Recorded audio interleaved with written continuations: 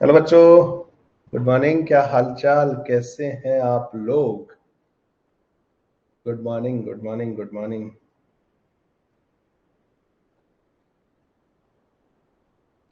देखो भाई, प्लान ये है कि आप लोगों का क्लास 11th का जो थर्मल वाला पार्ट है ना, उसको अभी हम होल्ड पे कर देंगे, ठीक है। बाद बाकी आपका थर्मल से पहले फ्लूइड मैकेनिक्स, सॉलिड्स, वो सब कुछ पढ़ा दिया जाएगा। साउंड वेव के बाद फ्लूइड और सॉलिड्स पढ़ा के कंप्लीट करके हम 12th वाला टॉपिक स्टार्ट करेंगे, ठीक है। और ये ऑलरेडी मैं जो है स्केड्यूल भी कर चुका हूँ उसके लिए, 12th वाले के लिए एक नया कोर्स भी, ठीक है। ऐसे चलेगा। आ जाओ भाई जल्दी से। क्या हुआ भाई, तुम्हारी स्ट्रेंथ इतनी कम कैसे होती जा रही है? कैसे चलेगा ऐसे काम? मैं लेट आया हूँ इसलिए?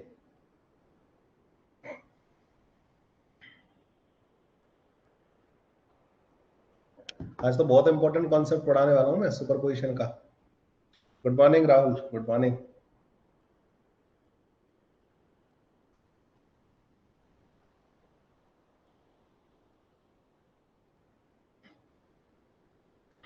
आज और पढ़ा दूं क्या बच्चों?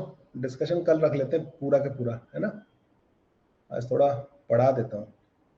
ये तो सुपर पोजिशन हो नहीं पाएगा फिर आज ना। अगर मैंने आज नहीं पढ़ाया तो सुपर पोजिशन कंप्लीट नहीं हो पाएगा। तो आज सुपर पोजिशन प्रिंसिपल पढ़ा देते हैं बच्चों।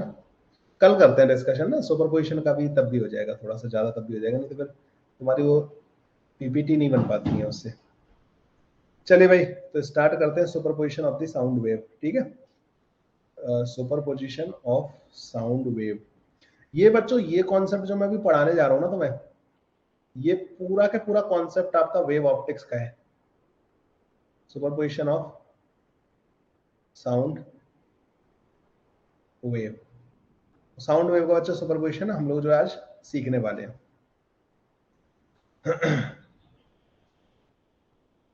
MWF में ओसी की क्लास क्लास करती है, ओके।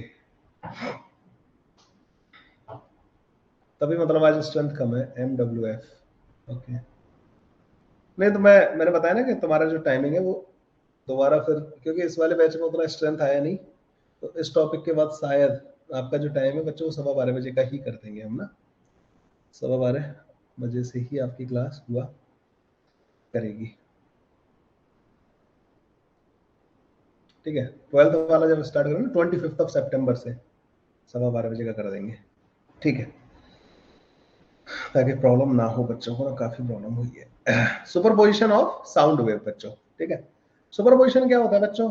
जब एक ही मीडियम में दो वेव होती है ना, एक ही मीडियम में दो वेव होती हैं, तो उनका बच्चों, उनकी वजह से जो जो भी है, जैसे पार्टिकल का अगर ऑक्सीलेशन हो रहा है तो उसका डिस्प्लेसमेंट वो वेक्टोरियली ऐड करके आता है, या फिर जैसे अगर साउंड वेव है तो उसकी वजह से प्रेशर में चेंज हो रहा होता है, तो प्रेशर चेंजेस को हम क्या कर देते हैं कि प्रेशर में जो चेंजेस हुए दो वेव की वजह से हम उनको ऐड कर देते हैं, ठीक है। तो बच्चों इसको थोड़ा समझाता हूँ। सुपर पोजिशन, मान लीजिए ये कोई सोर्स हो गया वन, ठीक है।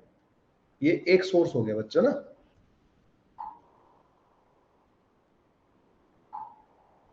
Source one.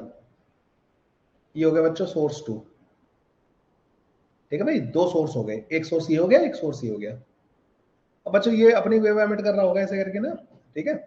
इसकी भी वेव एमिट हो रही होंगी। तो अगर तुम देखो बच्चों, जैसे इस वाले कोई भी पॉइंट पकड़ लिया आपने ना, स्पेस में पॉइंट पी पकड़ लिया, point under observation, under observation, जो बच्चों पॉइंट ऑब्जर्वेशन में हमारे, ठीक है। तो क्या तुम समझ रहे हो बच्चों, यहां से उसके पास एक वेव पहुंचेगी ये वाली, ठीक है। और पहुंचेगी तो वेव यहां से भी बच्चों, यहाँ पे एक ये वाली वेव पहुंचेगी। इसके पास दो वेव आ रही होंगी, एक इधर से और एक इधर से, है ना।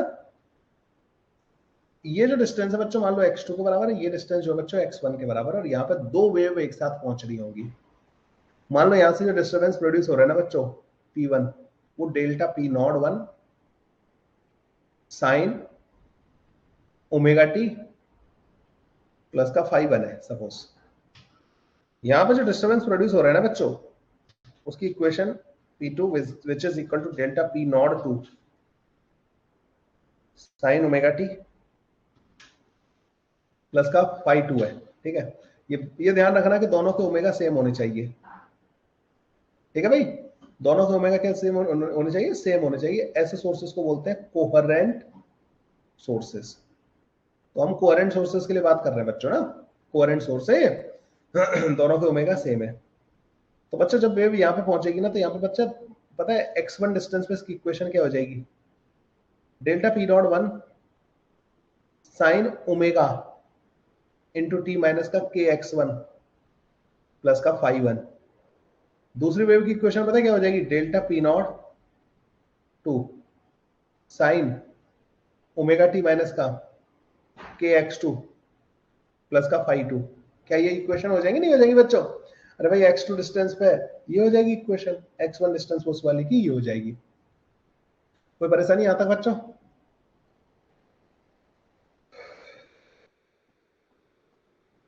यहाँ तक कोई परेशानी? दोनों के प्रेशर मैंने इस तरीके से लिख दिए। ओके, अब बच्चों अगर मैं यहाँ पे सुपरपोजिशन कराता हूँ इनका, तो सुपरपोजिशन कहता है कि देखिए जी यहाँ पे जो रिजल्टेंट प्रेशर होगा ना,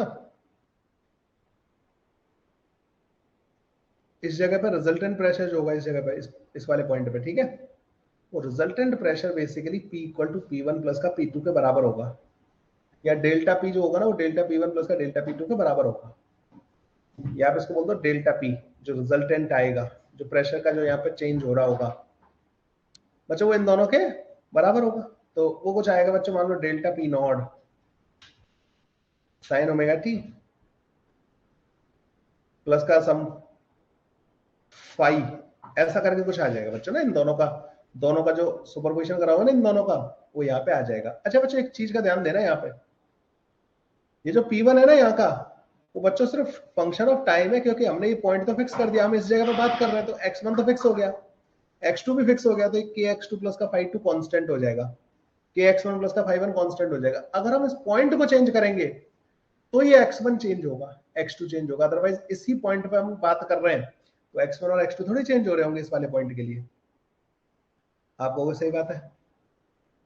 तो क्या बच्चों आप लोगों को यहाँ पे दिखाई दे रहा है कि ये एक SHM है और ये भी एक SHM है, तो इनका जो रिजल्टेंट आएगा डेल्टा पी नॉट, क्या वो रूट के अंदर डेल्टा पी नॉट 1 का स्क्वायर डेल्टा पी नॉट 2 का square 2 times delta P naught 2 cos delta phi के बराबर आ जाएगा, नहीं आ जाएगा? ये वाली बात समझ में आ रही है बच्चों? अरे दो SHM का जो सुपरपोजिशन होता है वो कुछ इस तरीके का रिजल्ट आता है, उससे रिजल्टेंट एम्पलीट्यूड जो होता है, रिजल्टेंट एम्पलीट्यूड तो ऐसा आता है ना, दो SHM अगर हो रहे हैं तो उनका जो रिजल्टेंट एम्पलीट्यूड होगा वो कुछ इस तरीके का आएगा ना। इसमें बच्चों आपको याद होना चाहिए कि इसमें जो डेल्टा फाई होता था ना, डेल्टा फाई वो बेसिकली दोनों का फेज डिफरेंस हुआ करता था, फेज डिफरेंस। तो डेल्टा फाई की वैल्यू बच्चों पता क्या आ जाएगी, पहले का फेज ओमेगा टी माइनस का के x1 प्लस का फाई 1 माइनस का दूसरे का फेज ओमेगा टी माइनस का के x2 प्लस का फाई 2। तो बच्चों डेल्टा फाई जो आएगा ना, delta phi is equal to omega t से ओमेगा टी कट जाएगा, के x2 माइनस का x1 प्लस का फाई 1 माइनस का फाई 2, ये आ जाएगा बच्चों हमारे पास डेल्टा फाई। मान लो कि फाई 1 और फाई 2 दोनों बराबर थे, sources were in the same phase, दोनों सोर्स सेम फेज में थे,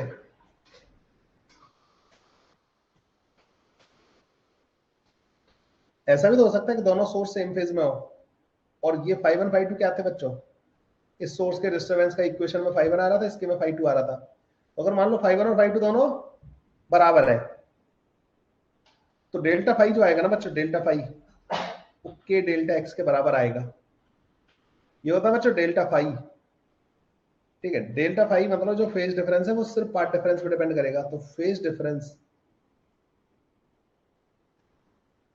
ओनली डिपेंड्स ऑन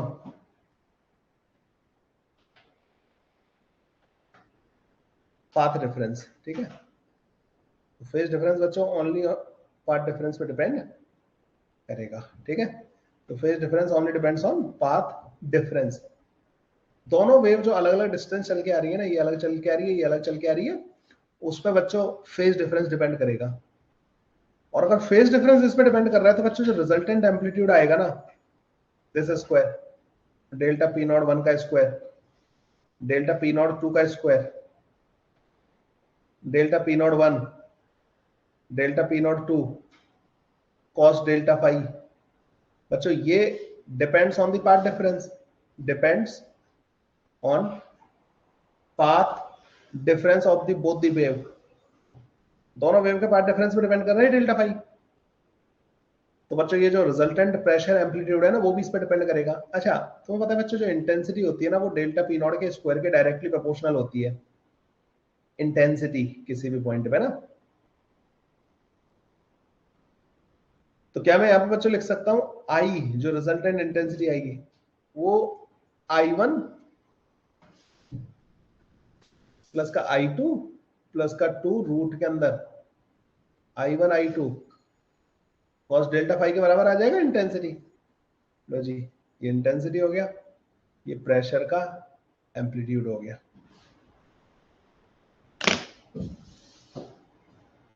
पीछे वाली स्लाइड दिखा देता हूं मैं, तुम्हें कुछ नोट करना हो तो कर लीजिए।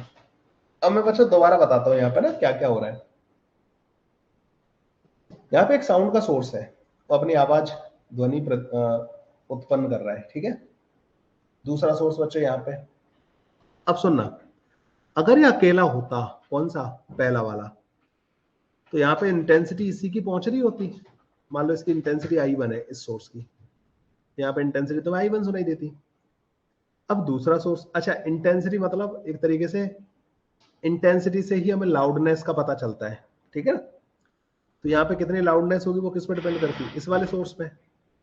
अगर ये अकेला होता तो इसके हिसाब से यहाँ पे इंटेंसिटी I2 आ रही होती। अब ये दोनों है, तो आप जानना चाहते हो कि यहाँ पे इंटेंसिटी कितनी होगी, ठीक है ना। यहाँ पे इंटेंसिटी कितनी होगी, तो ये इंटेंसिटी बच्चों डायरेक्ट ऐड नहीं होती कि दोनों की इंटेंसिटी I1 प्लस I2 कर दो, नहीं। इंटेंसिटी बच्चों डायरेक्ट ऐड होके नहीं आती, ठीक है। इंटेंसिटी जो है डिपेंड करती है प्रेशर के एम्पलीट्यूड पे, प्रेशर के एम्पलीट्यूड के स्क्वायर पे डिपेंड करती है, ठीक है। इंटेंसिटी किस पे डिपेंड करती है, प्रेशर के एम्पलीट्यूड के स्क्वायर पे। तो इसकी वजह से एक वेव पहुंच रही होगी बच्चों, यहाँ पे उसका कुछ एम्पलीट्यूड होगा, इसकी वजह से एक वेव पहुंच रही होगी, उसका एक एम्पलीट्यूड होगा, ठीक है। तो दोनों की वजह से वेव पहुंचेगी, उसका एक एम्पलीट्यूड आएगा दोनों का, इसका और इसका दोनों का। अब यहाँ पे जो इंटेंसिटी आएगी ना बच्चों, वो रिजल्टेंट एम्पलीट्यूड पे डिपेंड कर रही होगी। यहाँ जो इंटेंसिटी आएगी बच्चों, वो रिजल्टेंट एम्पलीट्यूड पे डिपेंड कर रही होगी। वो रिजल्टेंट एम्पलीट्यूड कैसे पता करें, तो हमें पता है कि एक डिस्टर्बेंस यहाँ पे पहुंच रहा है, दो डिस्टर्बेंस यहाँ पे पहुंच रहे हैं।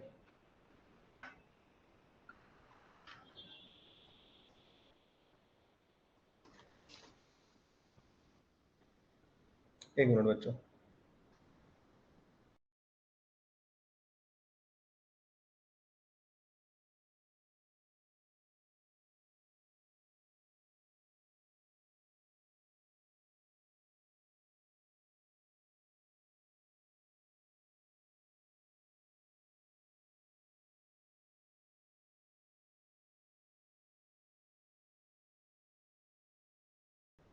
हाँ भाई ना बच्चों, उस जगह पे दो वेव पहुंच रही हैं, उन दोनों का रिजल्टेंट एम्पलीट्यूड, उन दोनों का जो रिजल्टेंट एम्पलीट्यूड होगा ना, उसके स्क्वायर पे डिपेंड करेगा इंटेंसिटी। तो अब वो रिजल्टेंट एम्पलीट्यूड कैसे पता करेंगे, तो दो डिस्टर्बेंस पहुंच रहे हैं, तो उन दोनों का हमें सुपरपोजिशन लगाना पड़ेगा। सुपरपोजिशन प्रिंसिपल हम लोगों ने सिंपल हार्मोनिक मोशन में पढ़ा था। कैसे आता था बच्चों, उससे रिजल्टेंट एम्पलीट्यूड जो है यार,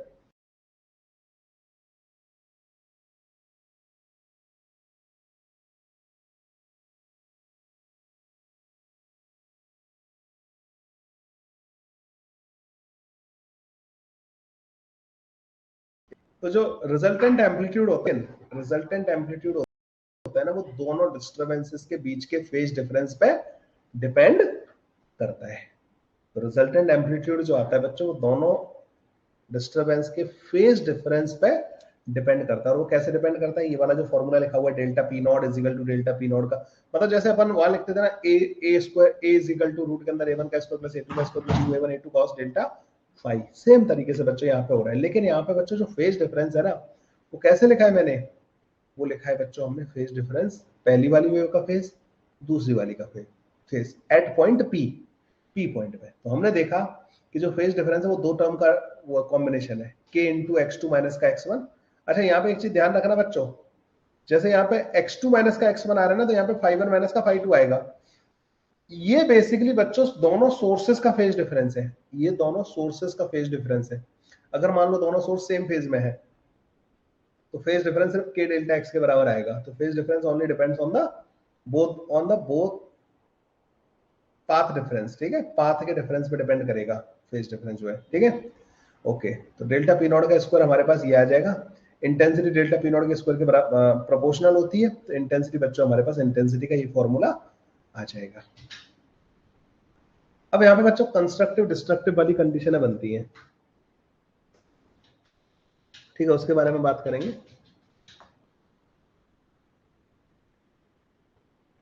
लिख लिया बच्चों यहां तक। अब होता है बच्चों ये जो सुपरपोजिशन हो रहा है ना, इसी को दूसरा नाम होता है बच्चों इंटरफेरेंस भी बोलते हैं। दो वेव एक दूसरे के साथ इंटरफेयर कर रही हैं, तो कंस्ट्रक्टिव इंटरफेरेंस, ठीक है, कंस्ट्रक्टिव इंटरफेरेंस।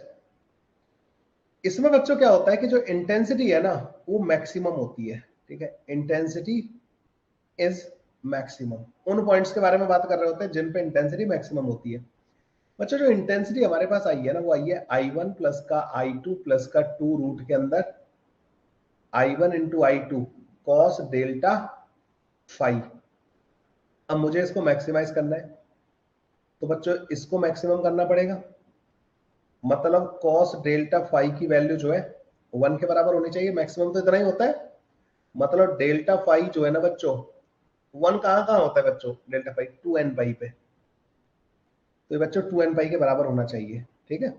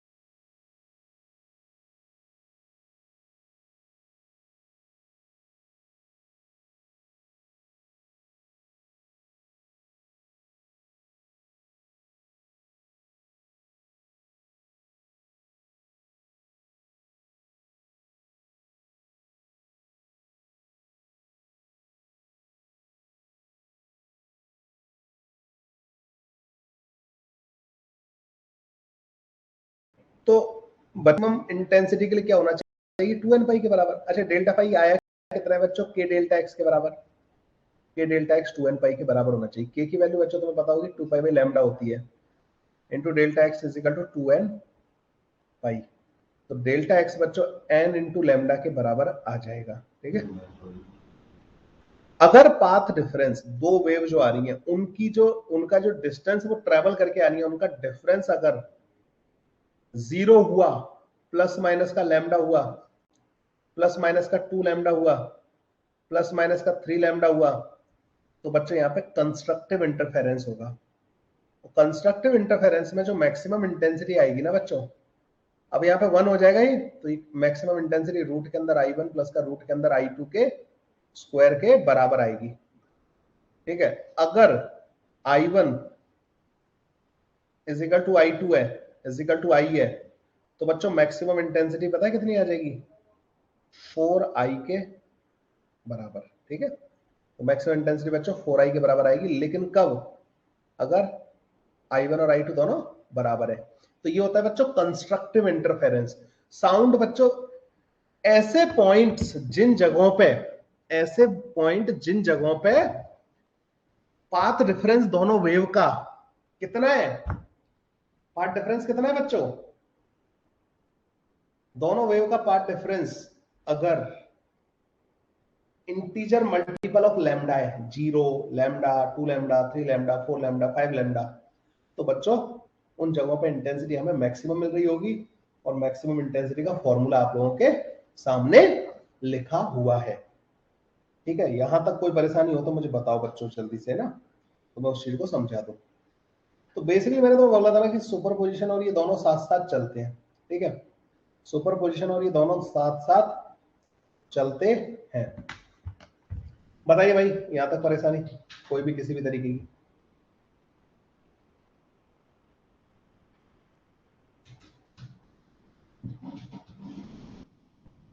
अच्छा, ये वाला आई मैक्स वाला समझ में नहीं आया? तो जो आई मैक्स है ना, सुनो, जो ये आई मैक्स है, क्या मैं इसको ऐसे लिख सकता हूँ, √I1 का स्क्वायर, रूट के अंदर I2 का स्क्वायर, 2 रूट के अंदर I1, रूट के अंदर I2, जब ये 1 हो जाएगा तो। अब आ गया समझ में?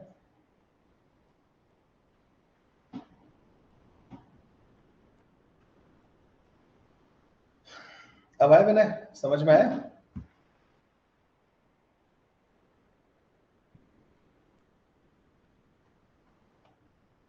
ठीक है। अच्छा, इस वाले केस में जो प्रेशर आएगा ना बच्चों,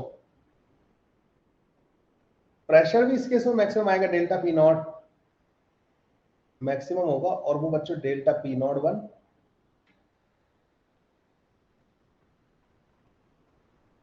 एक मिनट ना, delta P naught 1 plus delta P naught 2 के स्क्वायर के, मतलब ये इसके बराबर आ जाएगा। ठीक है,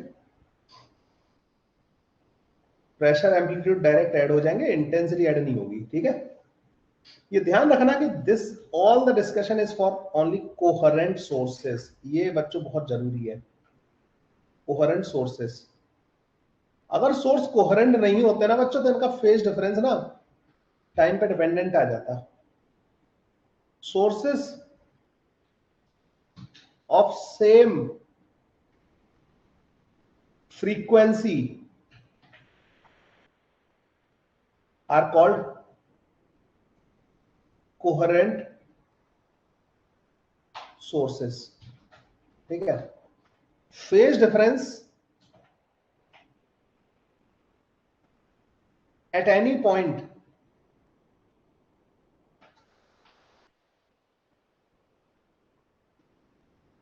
due to coherent sources does not depend on time। Time पे डिपेंड नहीं करता बच्चों कोहेरेंट सोर्सेस का फेज डिफरेंस, जो है ना, टाइम पे डिपेंड नहीं करता। तो sources of same frequency are called the coherent sources। phase difference at any point due to the coherent sources does not depend on the time। Incoherent sources होते हैं ना बच्चों, इसका ध्यान रखिएगा कि इनकोहेरेंट सोर्सेज में वो पिछला वाला फॉर्मूला नहीं लगता। ऊपर वालों में तो बच्चों ω1 ω2 के बराबर होता है, लेकिन यहाँ पे ω1 इज नॉट इक्वल टू ω2। यहाँ पे बच्चों जो इंटेंसिटी होती है ना, वो I1 प्लस का I2 प्लस का I3 एंड सो ऑन के बराबर होती है। इंटेंसिटी को हम डायरेक्टली ऐड करके नेट इंटेंसिटी पता करते हैं। Phase difference is function of time. Phase difference depends on, तो मान लो एक रूम में 10 लोग थे, उनकी इंटेंसिटी 10 आई थी, मतलब ना बातें कर रहे थे, तो वो सब इनकोहेरेंट कहलाएंगे। अब 20 लोग हो गए बच्चों, तो उनकी इंटेंसिटी बच्चों 20 आई हो जाएगी उस रूम में। ठीक है, उनकी इंटेंसिटीज को डायरेक्ट ऐड कर देते हैं, जितने सोर्स उतनी इंटेंसिटीज को ऐड कर देते हैं। समझ गए? कोहेरेंट और इनकोहेरेंट के बाद समझ में आई? जो हमने पीछे जो पढ़ा है ना बच्चों, that is for coherent sources. ये जो है ना कोहेरेंट सोर्सेस के लिए है, ये सब कुछ बच्चों कोहेरेंट सोर्सेस के लिए है। डन? तो सारा डिस्कशन बच्चों कोहेरेंट सोर्सेस के लिए था। इनकोहेरेंट सोर्सेस में तो कुछ है ही नहीं, मतलब इनकोहेरेंट का तो डायरेक्ट इंटेंसिटी ऐड कर दो, जितने सोर्स उतने टाइम्स इंटेंसिटी कर दो और काम खत्म।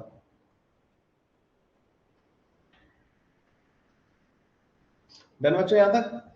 अभी उसमें डिस्ट्रक्टिव इंटरफेरेंस रह गया है। अब आते हैं बच्चों डिस्ट्रक्टिव इंटरफेरेंस पे।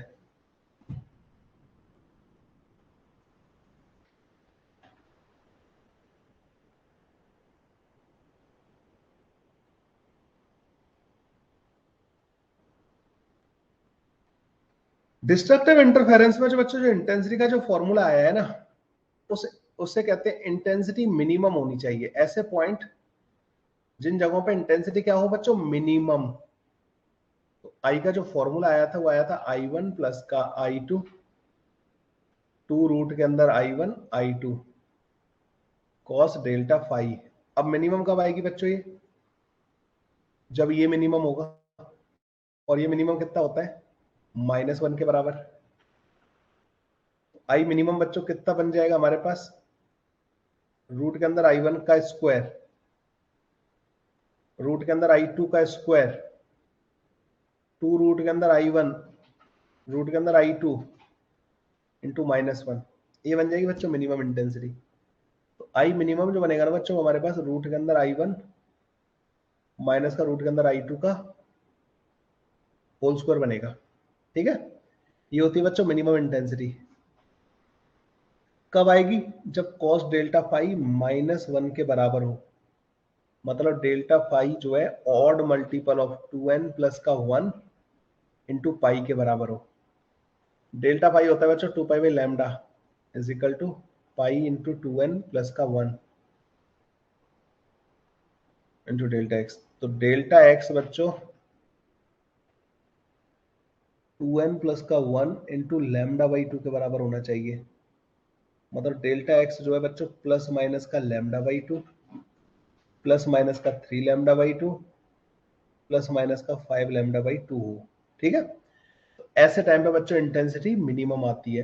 तो दो साउंड वेव जब किसी पॉइंट पर पहुंचे और उनके बीच का अगर पाथ डिफरेंस इतना है, lambda by 2, 2 lambda by 2, 3 lambda by 2, तो बच्चों इनकी इंटेंसिटी मिनिमम आएगी।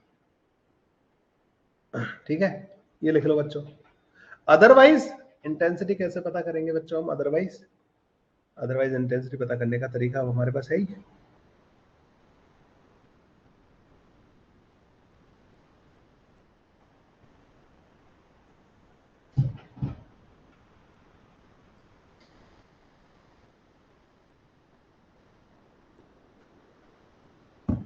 Done done done done. ठीक है? अब कुछ क्वेश्चंस करवाता हूं तुम्हें ना।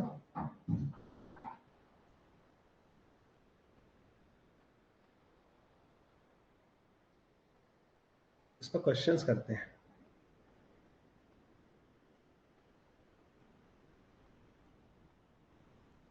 Question number 1।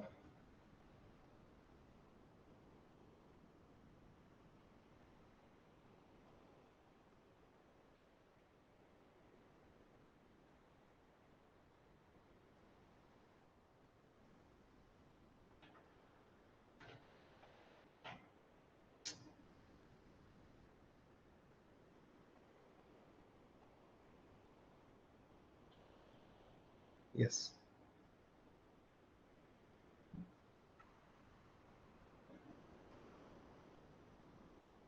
यहाँ पे बच्चों एक सोर्स है S1, यहाँ पे एक सोर्स है बच्चों S2। ठीक है? यहाँ पे एक पॉइंट है बच्चों A 0, y पे।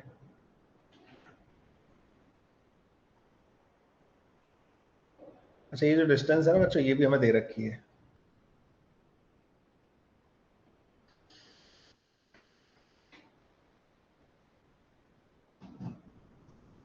V साउंड जो है that is given as 300 metre पर second. F1 is equal to F2 is given as 600 hertz. ठीक है.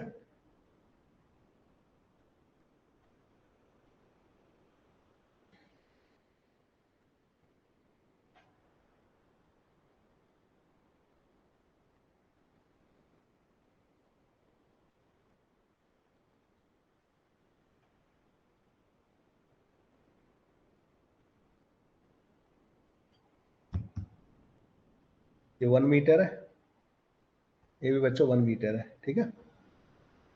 ये पॉइंट एक O हो गया.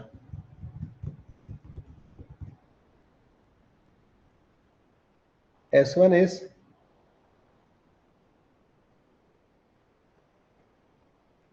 leading in phase by pi by 3 than S2. ठीक है. S1 का फेज बच्चों पाई बाई 3 ज्यादा है S2 से. ठीक है. There is a phase difference between both the sources. Find the intensity at A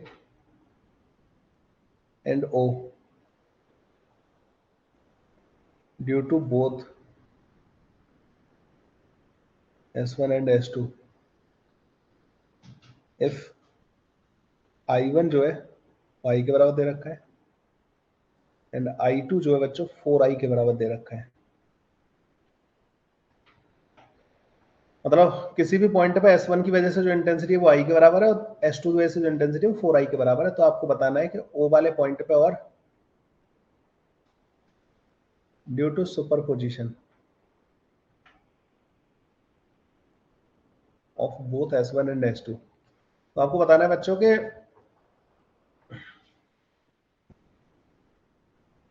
S1 और S2 की वजह से दोनों पॉइंट पे कितनी इंटेंसिटी आ रही होगी.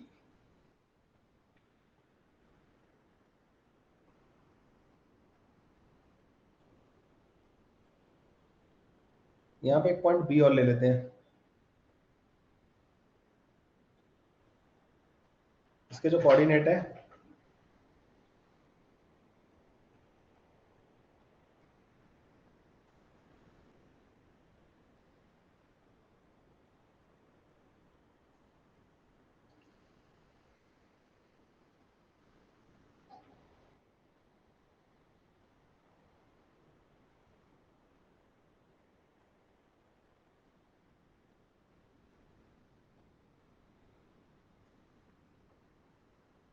सेवनटीन डिवाइडेड बाई 8,0 है. ठीक है. 3 पॉइंट है बच्चों ना. ऐसी एक ही क्वेश्चन में मतलब सारा काम खत्म हो जाएगा. बताइए भाई.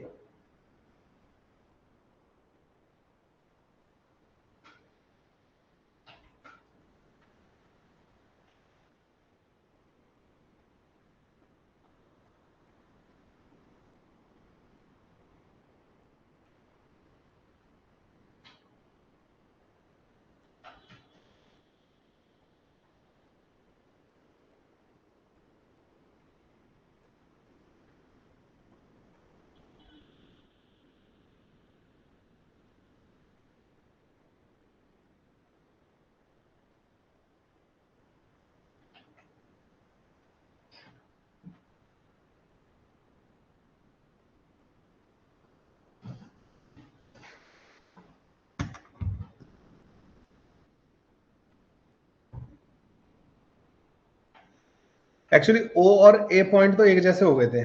इस चक्कर में मैंने क्वेश्चन में एक और पॉइंट ऐड किया.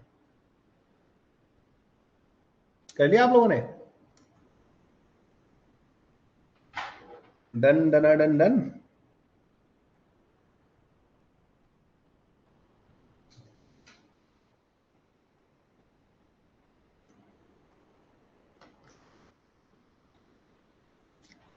देखो बच्चों अब समझना है इसको ना. किसी भी पॉइंट पे जो इंटेंसिटी होती है ना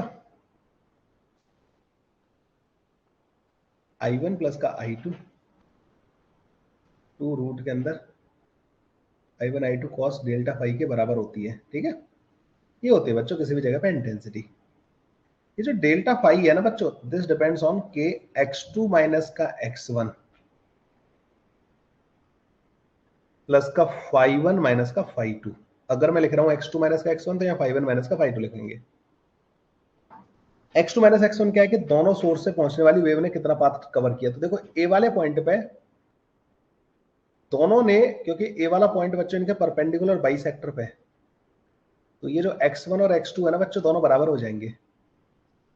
तो ए वाले पॉइंट के लिए x1 जो है x2 के बराबर हो जाएगा, लेकिन S1 का फेज ज्यादा है, मतलब φ1 माइनस का जो φ2 है ना वो π/3 के बराबर है।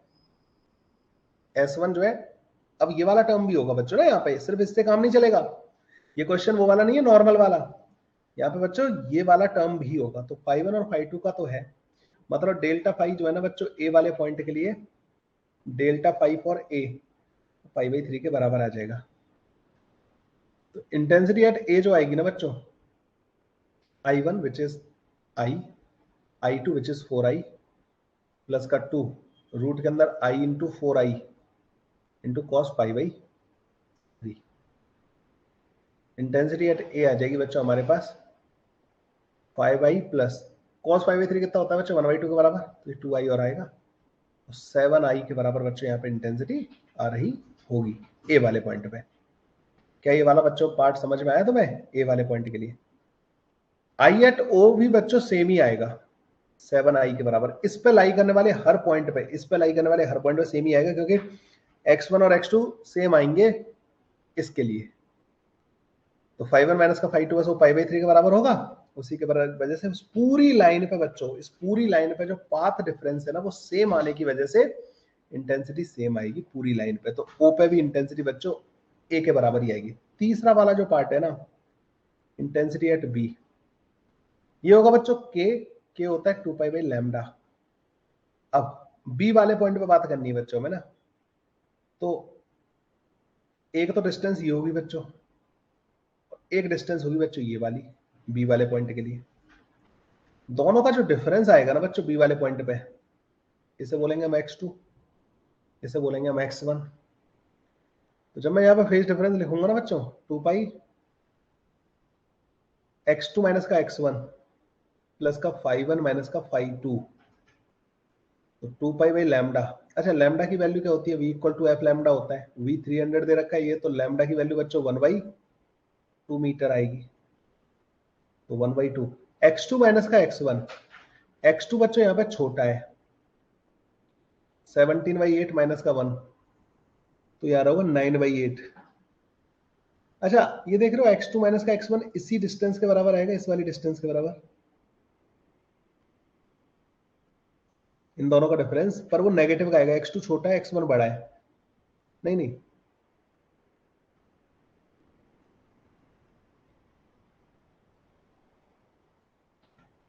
x2 माइनस का x1 जो आएगा ना,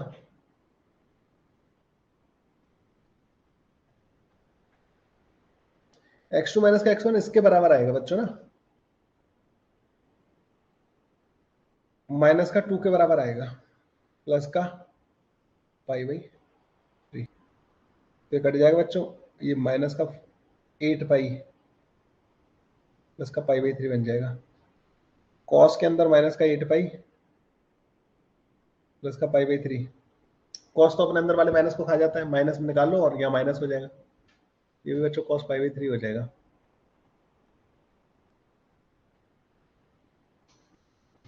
ठीक है, इस पर भी बी वाले पॉइंट पे भी इंटेंसिटी बच्चों 7I के बराबर ही आ जाएगी। लकीली 7I के बराबर आ गई। ठीक है, तो बी वाले पॉइंट पे भी 7I के बराबर आ जाएगी, क्योंकि फेज डिफरेंस वहां भी बच्चों π/3 का ही आ रहा है।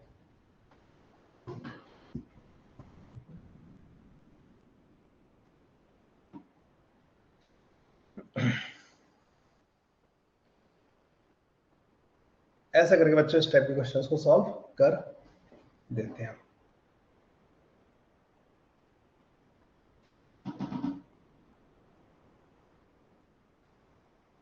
अच्छा, इस वाली लाइन पे भी बच्चों सारे पॉइंट्स पे ना, इस वाली लाइन के जितने भी पॉइंट है ना, यहां से यहां तक वाले, इन सब पॉइंट्स पे सेम ही इंटेंसिटी आएगी। क्यों? यहाँ पे अगर कोई पॉइंट लोगे ना, उनका पार्ट डिफरेंस S2 से उस लाइन तक, और ये वाली लाइन हमेशा इस डिस्टेंस के बराबर आएगा। और ये अगर तुम्हें दिख रही हो ना, तो बच्चे 2 मीटर है। 2 मीटर जो है ना 4 लैम्डा के बराबर है ये, क्योंकि लैम्डा 1/2 मीटर है ना। तो लकीली बच्चों ये डिस्टेंस जो है ऐसे आ जाएगी। ठीक है। अरे k इंटू x2 माइनस का x1 करना है हमें, मतलब पार्ट डिफरेंस देखना है, और φ1 माइनस का φ2 देखना है।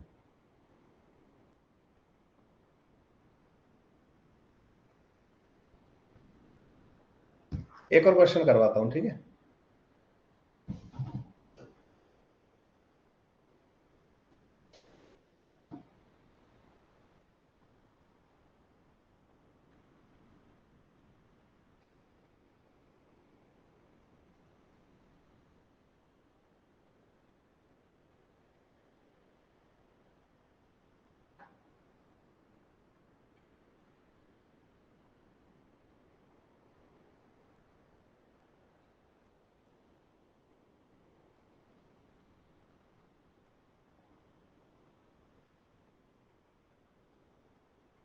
v इक्वल टू 1 कहाँ लिया है?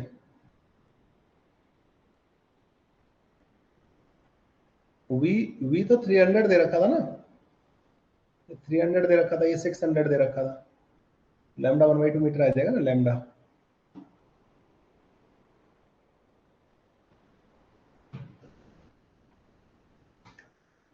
सुनो, अरे ये देखो, इस जगह पे जो x2 माइनस का x1 होगा, वो क्या इस डिस्टेंस के बराबर होगा, नहीं होगा इस वाली के? वो भी नेगेटिव ऑफ दिस डिस्टेंस। मतलब x1 माइनस x2 2 मीटर के बराबर होगा, तो x2 माइनस का x1 -2 के बराबर होगा।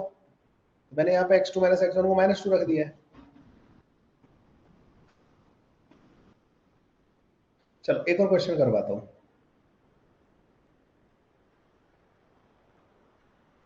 एक और कर लेते हैं, कोई बात नहीं, जल्दबाजी कौन सी है अपन को। Question number 2।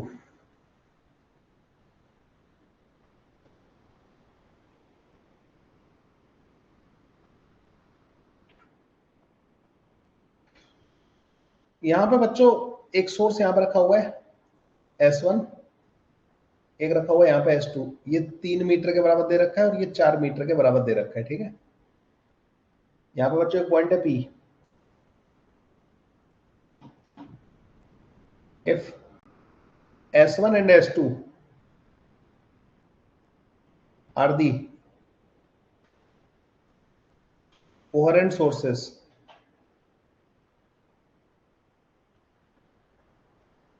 in air, then find frequency of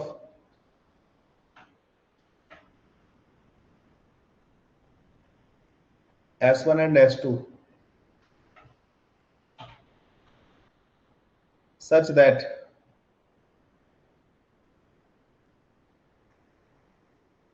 we get minima of sound at point P। P वाले पॉइंट पे बच्चों मिनिमम इंटेंसिटी मिले, उसके लिए बच्चों इनकी दोनों की फ्रीक्वेंसी क्या होनी चाहिए? P वाले पॉइंट पे मिनिमम इंटेंसिटी हमें ऑब्जर्व हो।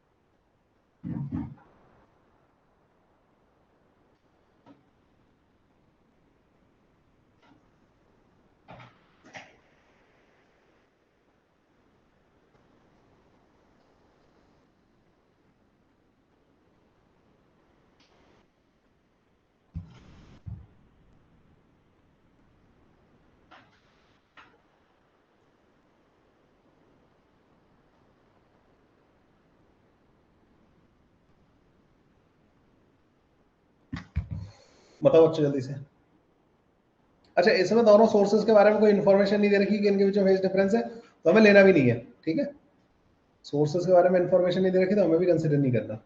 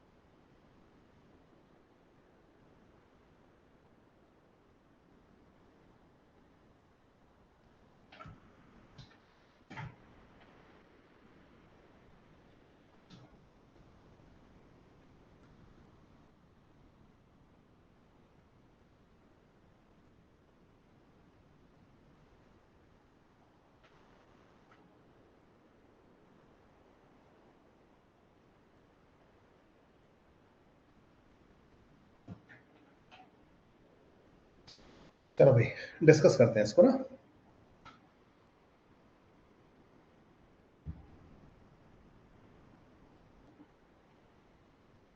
इसमें बच्चों x1 कितना है, 4 मीटर के बराबर।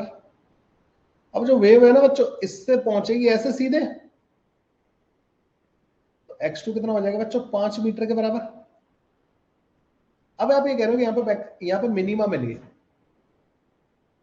तो इनका जो पाथ डिफरेंस है ना बच्चों, x2 माइनस का x1, ये है ना पाथ डिफरेंस, वो कितना है, 1 मीटर के बराबर।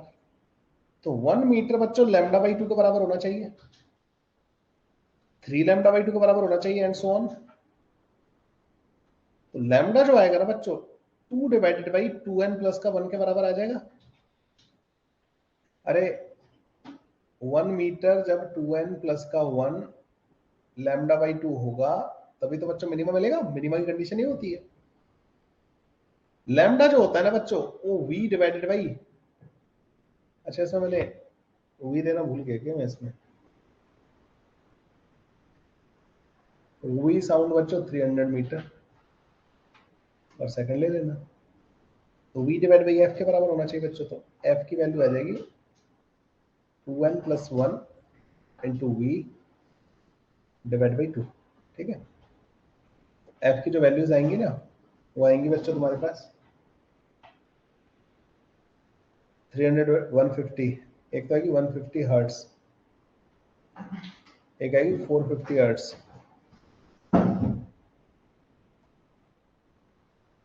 750 हर्ट्स, बहुत सारी वैल्यूज आएंगी। तो अगर वो पूछेंगे मिनिमम वैल्यू ऑफ फ्रीक्वेंसी, तो 150 विल बी द आंसर, ठीक है। ऐसे करके बच्चों इसको हम सॉल्व कर लेंगे। क्या ये बात समझ में आई आपको?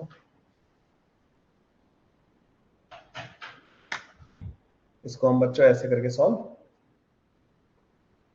कर लेंगे। अगला क्वेश्चन बच्चों,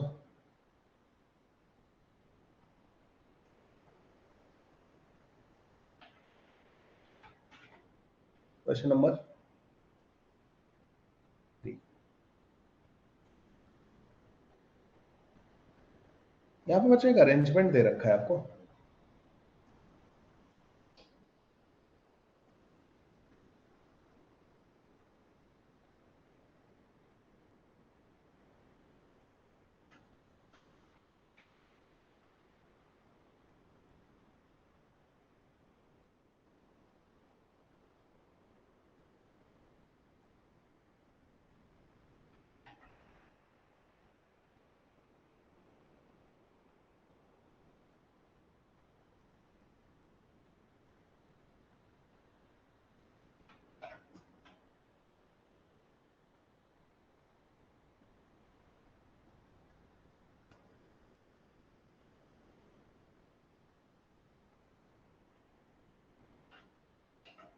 यहाँ पे एक डिटेक्टर है, ये बच्चों L1 है, ये L2 है। ठीक है भाई, ये किस तरीके का अरेंजमेंट आपको दे रखा है। फाइंड L1 माइनस का L2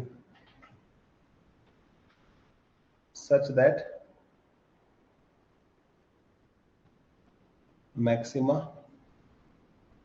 is detected by the detector।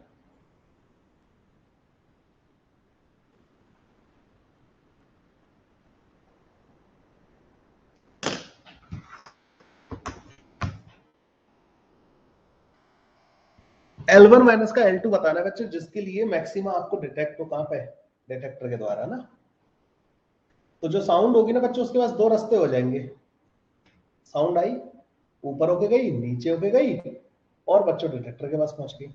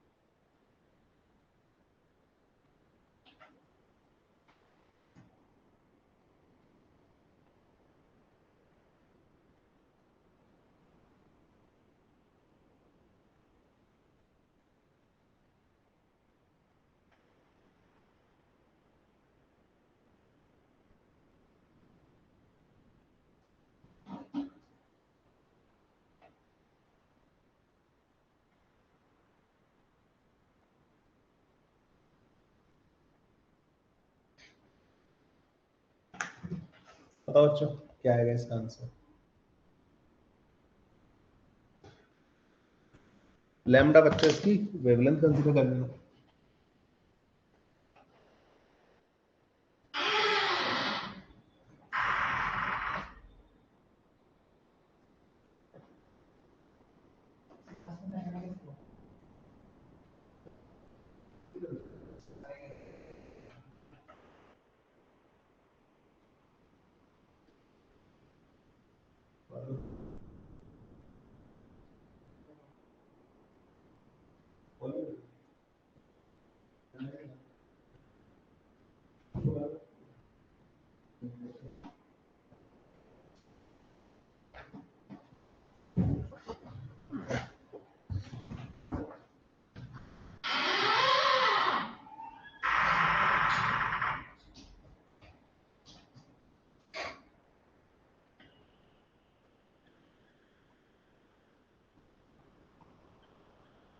करें में डिस्कस करें इस वाले को।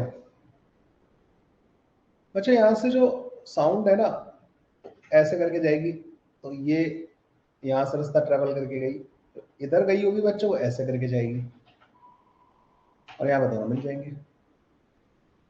अच्छा, दोनों साउंड का देखो, ये वाला डिस्टेंस दोनों ने बराबर चला, जो पाथ डिफरेंस आएगा ना इनका, तो 2L1 ये और ये माइनस का 2L2 के बराबर आएगा, मतलब 2 टाइम्स L1 माइनस L2 के बराबर आएगा। आप चाहते हो कि मैक्सिमा मिले, तो डेल्टा एक्स एन लैम्डा के बराबर होता है 2 टाइम्स L1 माइनस का L2, एन लैम्डा के बराबर हो जाएगा। मतलब L1 माइनस का L2 जो है बच्चों एन लैम्डा बाई 2 के बराबर आएगा। तो L1 माइनस का L2 जो है ना बच्चों, वो एन लैम्डा बाई 2 के बराबर होना चाहिए। सो मान लो कि सपोज करो L1 माइनस का L2 कुछ दे रखा था, तो हर बार मैक्सिमा पता है कहां कहां मिलेगा, जैसे L1 माइनस का L2 is equal to lambda by 2 हो, L1 माइनस का L2 है लैम्डा बाई 2 हो, 3 लैम्डा बाई 2 हो, 5 लैम्डा बाई 2 हो, एंड सो ऑन चलता जाएगा। ठीक है, तो L1 माइनस L2 की वैल्यू बच्चों ये होनी चाहिए। ठीक है,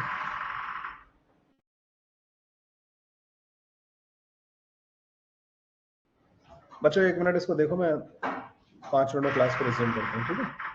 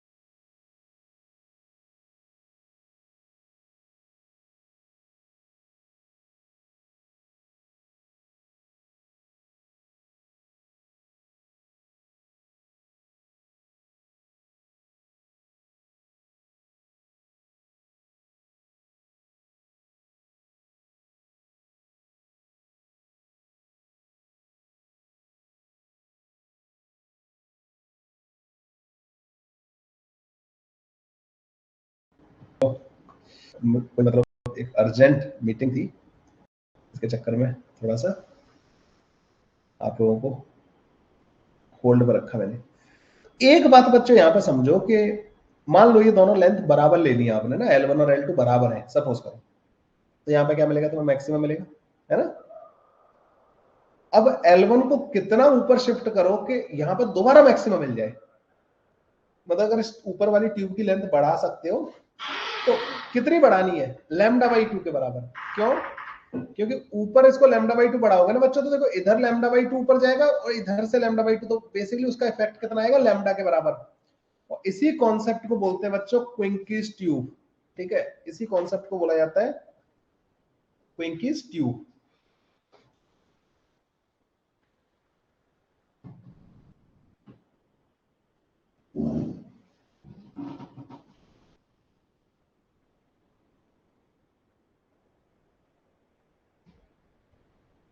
क्विंकीज ट्यूब कॉन्सेप्ट मतलब आपको इस ट्यूब को मूव कराना होता है एक्स की मैक्सिमा के बाद दोबारा मैक्सिमा मिले, तो एक्स जो होगा ना बच्चों वो लैम्डा बाई 2 होगा। समझ रहे हो? अरे अभी यहां पे मान लो मैक्सिमा मिल रहा है, तो तुम अगला मैक्सिमा चाहिए तो आप इसको L1 को कितना मूव करा दोगे, L1 माइनस L2 हमेशा किसके बराबर होना चाहिए, odd multiple of lambda by 2 के बराबर होना चाहिए। एक मिनट ना बच्चों, L1 माइनस का L2 is equal to lambda divided by 2।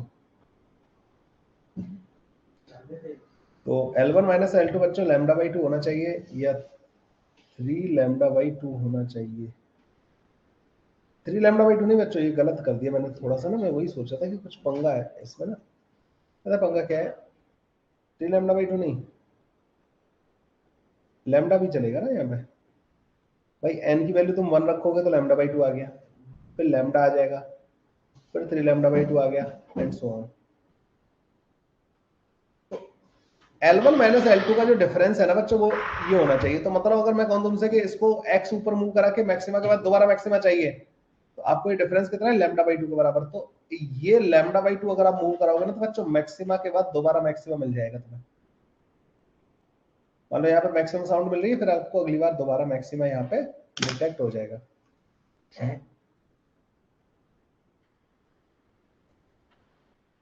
नहीं आया समझ में?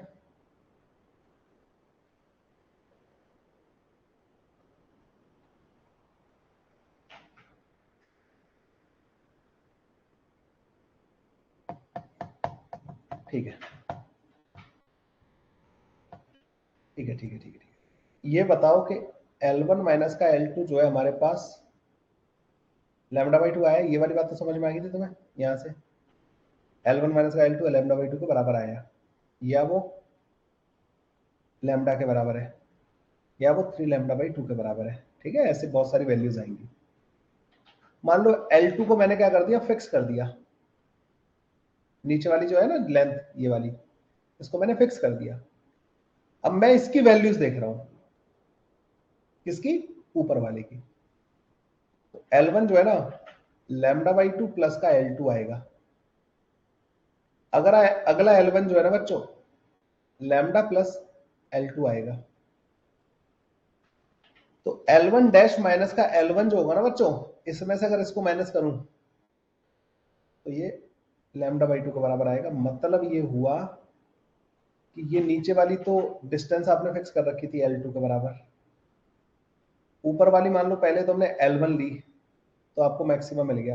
अब आप चाहते हो कि इसको चेंज कर दूं मैं, मुझे दोबारा मैक्सिमम मिले, तो अगली बार आपने इस डिस्टेंस को कितना ले लिया, L1 डैश। तो आपने ऊपर वाली ट्यूब को कितना उठाया है, x के बराबर। तो L1 डैश लिया आपने ना ये वाली, तो L1 डैश और ये L2, इनका डिफरेंस भी लैम्डा बाई 2 आना चाहिए। तो L1 डैश और L2 का, L1 का क्या डिफरेंस होगा, x, x जो है लैम्डा बाई 2 के बराबर होना चाहिए, तब आपको मैक्सिमा के बाद दोबारा मैक्सिमा मिलेगा। अब समझ में आया?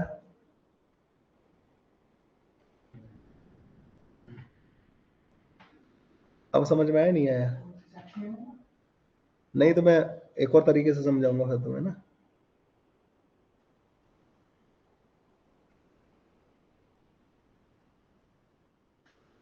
देखो ऐसा समझो बच्चों ना, सुनो मैं बताता हूँ, सुनना।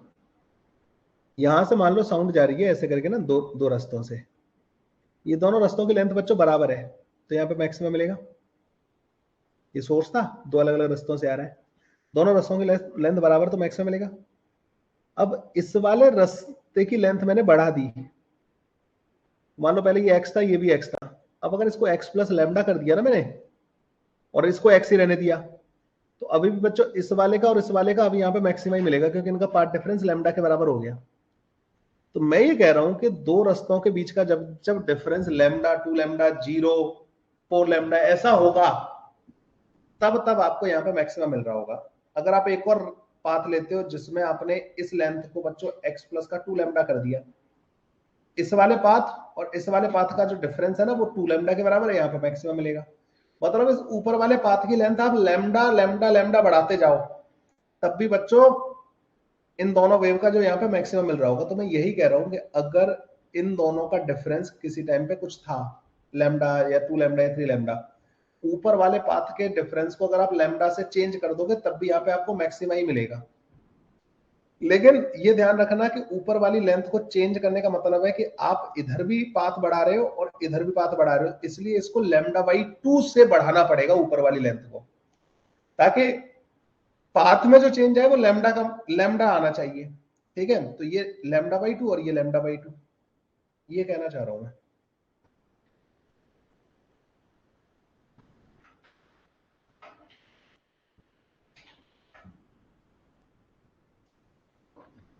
पाथ डिफरेंस जो है लैम्डा बाई 2 के बराबर होना चाहिए। अब समझ में आया?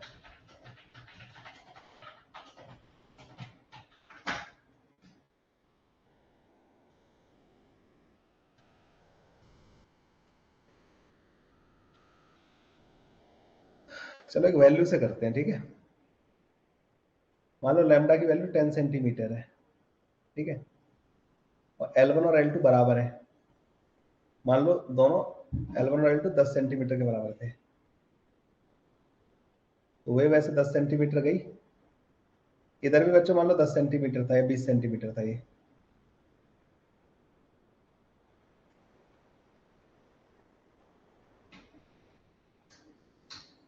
ठीक है, ये 10 सेंटीमीटर था, ये 20 सेंटीमीटर था। मुझे ये बताओ, अगर यहाँ पे एक सोर्स रखा हुआ है, यहाँ पे डिटेक्टर है, तो यहाँ पे क्या मिल रहा होगा तुम्हें? मैक्सिमम मिल रहा होगा, नहीं मिल रहा होगा?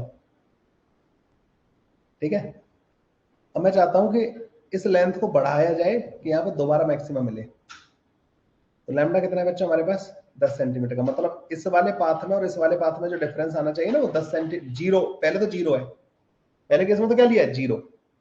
अगली पॉसिबिलिटी यहाँ पे मैक्सिमा की क्या है कि यहाँ पे पाथ डिफरेंस 10 हो जाए। तो देखो अगली पॉसिबिलिटी देखना, अभी तुम्हें समझ में आ जाएगा। अगली पॉसिबिलिटी ये है कि ये 15 सेंटीमीटर कर दो, ये 20 सेंटीमीटर, ये 15 सेंटीमीटर, ये 10 सेंटीमीटर ही रहने दो इसको, 20 सेंटीमीटर और 10 सेंटीमीटर। अब बताओ बच्चों यहाँ पे पार्ट डिफरेंस कितना आ रहा होगा? अब डेल्टा एक्स कितना आ रहा होगा?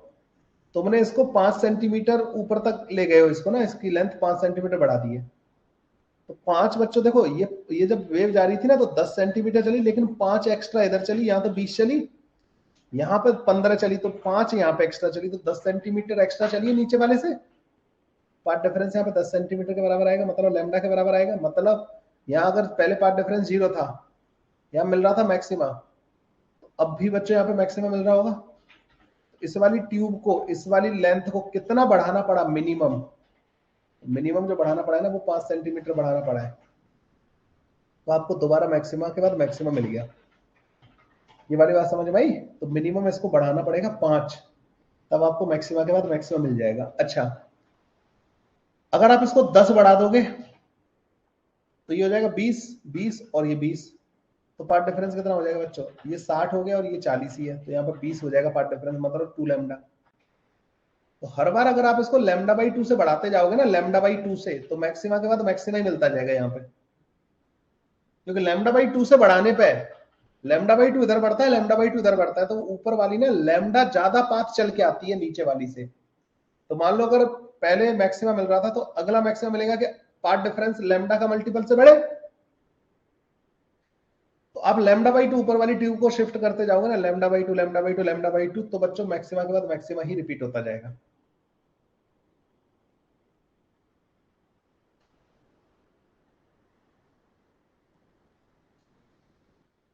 तो मैं ये कहना चाह रहा हूं आप लोगों से कि भाई इसको हर बार 5 सेंटीमीटर ऊपर बढ़ाते जाओगे ना, तो मैक्सिमा फिर मैक्सिमा फिर मैक्सिमा फिर मैक्सिमा मिलता जाएगा। क्योंकि इसको 5 सेंटीमीटर बढ़ाने पे इसका जो पूरा पाथ है ना, उसमें चेंज 10 सेंटीमीटर का आता है, मतलब लैम्डा का। आपको पता है मैक्सिमा का कंडीशन क्या है कि डेल्टा एक्स जो है या तो 0 हो, या 10 सेंटीमीटर हो, या 20 सेंटीमीटर हो, या 30 सेंटीमीटर हो, या 40 सेंटीमीटर हो। ठीक है, तो पहले जब दोनों को बराबर रखा था तो पाथ डिफरेंस 0 था। अब अगर आपने इसको 5 सेंटीमीटर बढ़ा दिया इस लेंथ को, इधर वाली ट्यूब को, ऊपर वाली ट्यूब को, तो 5 इधर बढ़ेगा और 5 इधर बढ़ा, मतलब 10 सेंटीमीटर पाथ डिफरेंस आ जाएगा, मतलब दोबारा मैक्सिमम मिल जाएगा तुम्हें। अगर आपने 5 सेंटीमीटर और बढ़ा दिया तो ये 10 बढ़ गया, ये 10 बढ़ गया, तो 10 और 10 20, 20 का पार्ट डिफरेंस होगा तो भी मैक्सिमम मिलेगा। अब समझ में आया नहीं आया? This is the concept of the Quincke's tube. Concept of the Quincke's tube बच्चों ये होता है।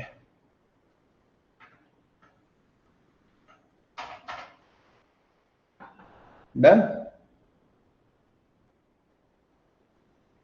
कुछ क्वेश्चंस कराता हूं बच्चों ना, मुझे अभी तुम्हारे लिए कॉन्फिडेंस नहीं आ रहा अभी। चलो भाई कुछ क्वेश्चन सॉल्व करते हैं इसका ना। करो एक इस वाले क्वेश्चन को करो। मैं परेशान इसलिए हो रहा हूँ ताकि तुम परेशान ना हो। समझ रहे हैं? मेरी तो क्या है, मेरे को तो पता ही है ना कि कौन किस चीज का कॉन्सेप्ट क्या है। तू परेशान ना हो इसलिए परेशान हो रहा था मैं।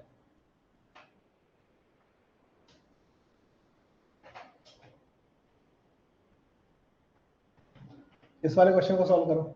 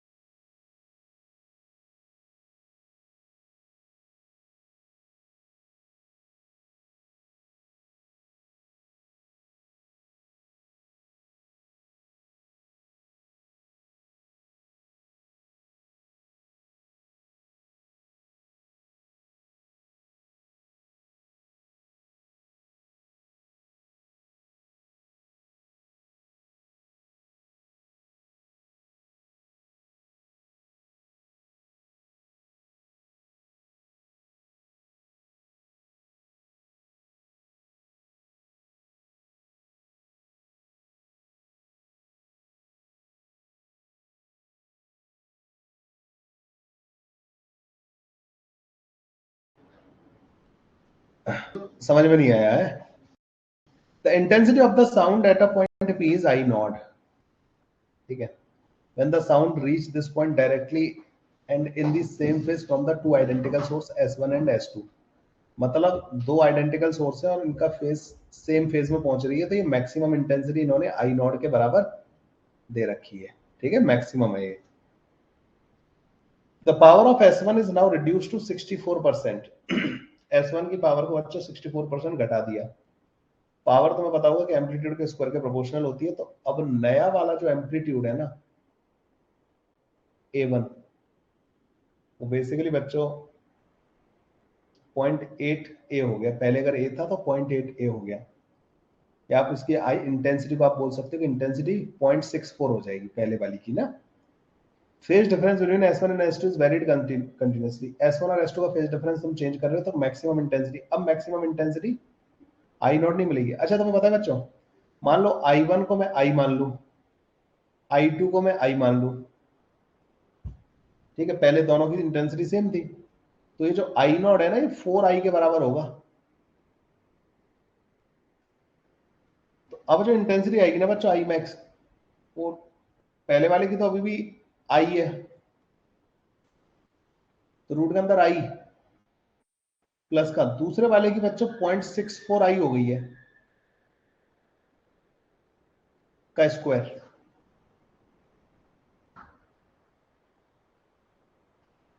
तो मैक्सिमम इंटेंसिटी पता कितनी आ जाएगी यहाँ पे, 1.8 का स्क्वायर आई के बराबर, और मिनिमम पता है कितनी आ जाएगी, 1 माइनस का इसका 0.2 का स्क्वायर इंटू आई के बराबर।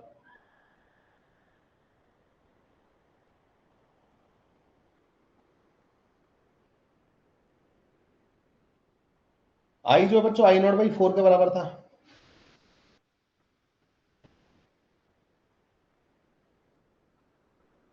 तो 1 पॉइंट आई नॉट बाई 4 कर दो इसको, तो ये हो जाएगा 0.81 आई not,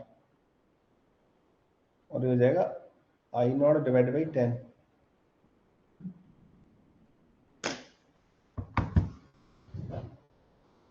I not divide by 100, I not by 100 हो जाएगा, I max I minimum.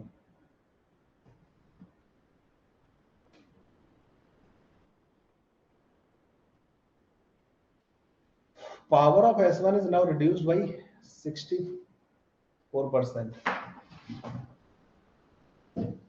Reduced by है मतलब ना, तो ये इसकी जो पावर है ना बच्चों वो रिड्यूस, इतने से रिड्यूस की है, मतलब ये 0.36 हो गई होगी इसकी। चलो अगले पेज पे चलते हैं। तो बच्चों जैसे ये S1 था, ये S2 था, यहाँ पे दोनों का जब दोनों सेम फेज में पहुंच रहे थे तो यहाँ पे क्या मिल रहा होगा तुम्हें, मैक्सिमम।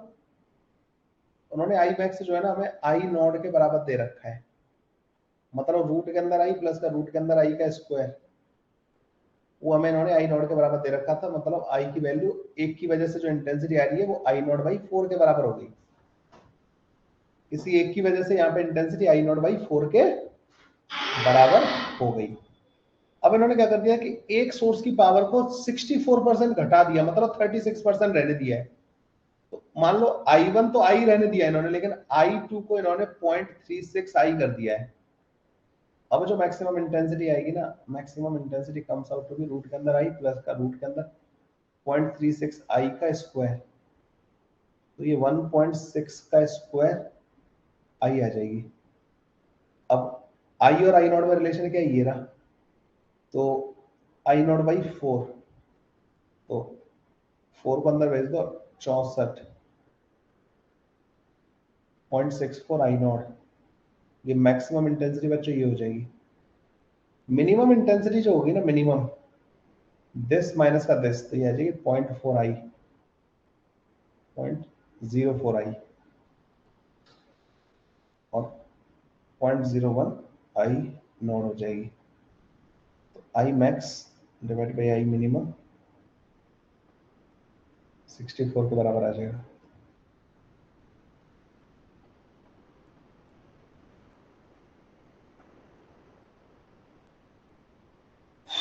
1 माइनस का 0.6, 0.4 का स्क्वायर, 0.4 का स्क्वायर तो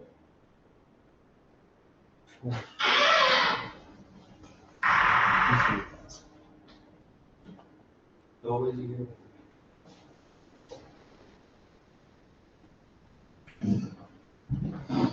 आई बात समझ में बच्चों?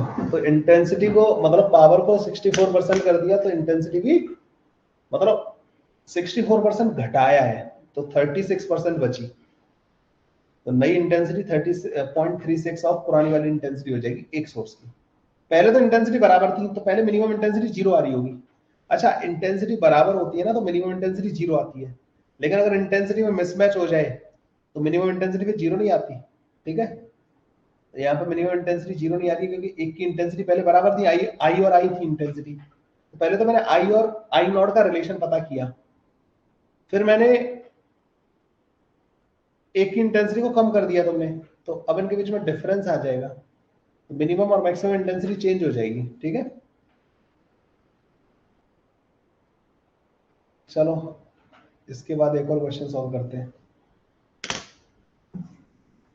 क्विंकीज ट्यूब वाला ना कोई बात नहीं, अभी जब तुम क्वेश्चन सॉल्व करके आओगे ना then will talk about that Quincke's tube.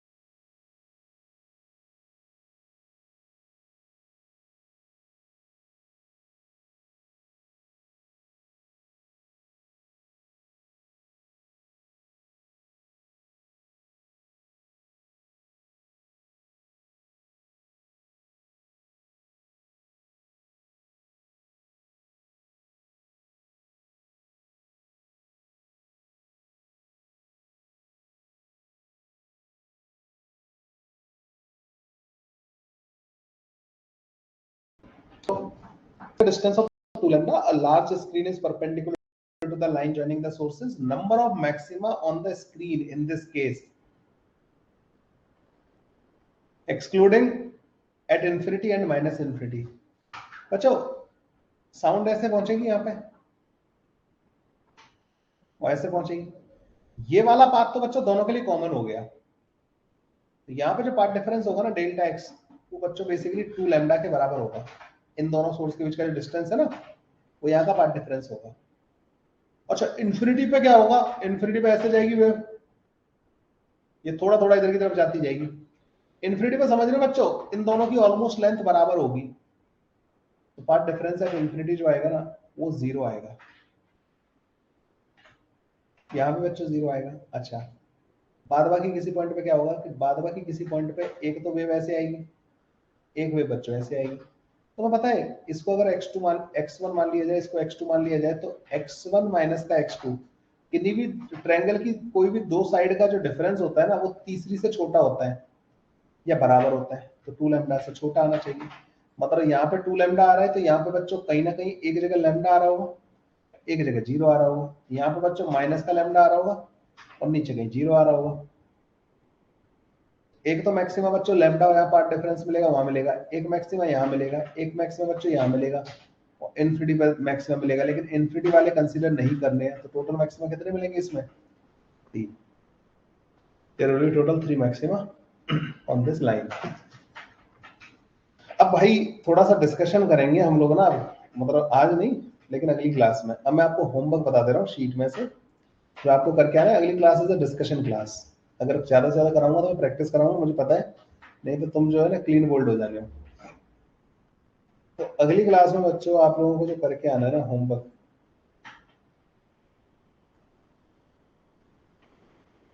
Up to 20 तो सारे कर सकते हो आप लोग ना. 20, 21,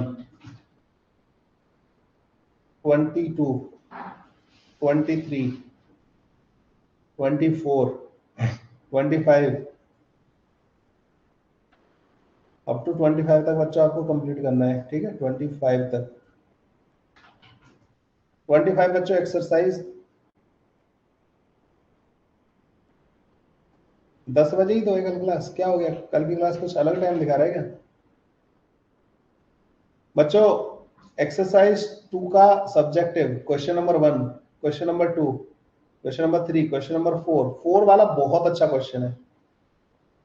ठीक है, 1 2 3 4.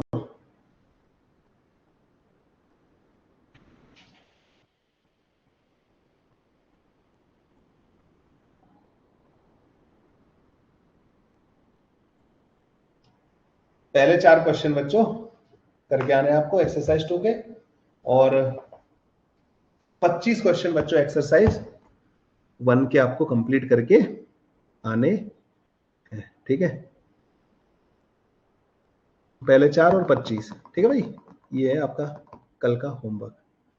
मिलते हैं फिर बच्चों कल ही डिस्कशन करेंगे भाई ना. कल ज्यादा से ज्यादा मैं तो अगर टाइम मिला तो बीट फ्रीक्वेंसी बढ़ा दूंगा, अदरवाइज अभी पहले इस पर तुम्हें पहले मजबूत करते हैं, नहीं तो पता लगा लड़खड़ा जाओगे तुम. ठीक है, तो 25 और 4 29 क्वेश्चन है जो कल डिस्कस होंगे बच्चों. ठीक है, और बढ़िया क्वेश्चन है. कल क्लियर हो जाएगा. अगर तुम्हें कोई कंफ्यूजन रह भी गया ना आज की क्लास में, तो after solving these questions confusion तुम्हारा दूर हो जाएगा. ठीक है, बाय.